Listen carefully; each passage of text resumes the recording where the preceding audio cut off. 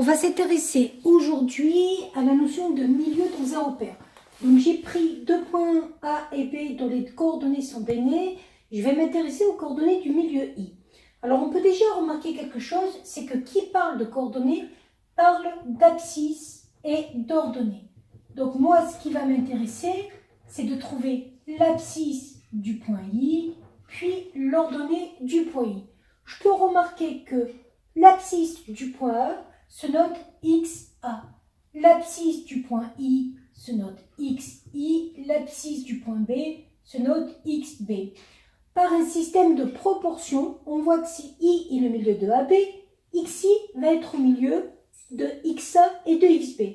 Ça va me donner la première coordonnée du milieu I de AB de la façon suivante. On prend la moyenne des coordonnées XA et XB. Ça va me donner XA plus XB divisé par 2. XA, c'est l'abscisse du point A. Je vous rappelle que l'abscisse du point A, c'est toujours la première coordonnée du point A. L'ordonnée, c'est toujours la deuxième. Donc l'abscisse du point A, c'est égal à 1, plus l'abscisse du point B, c'est égal à 4 divisé par 2. 1 plus 4, 5, 5 demi, ce qui fait 2,5. On va faire pareil pour l'ordonnée du point I.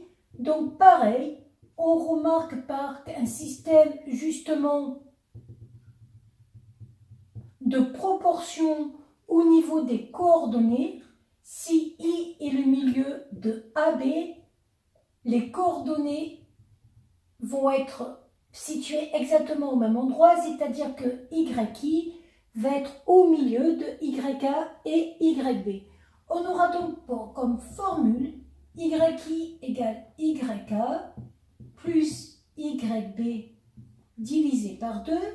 YA, c'était la deuxième coordonnée du point A, c'est-à-dire 2, plus YB, c'était la deuxième coordonnée du point B, c'est-à-dire 5, divisé par 2. Ça fait 7 demi, 3,5.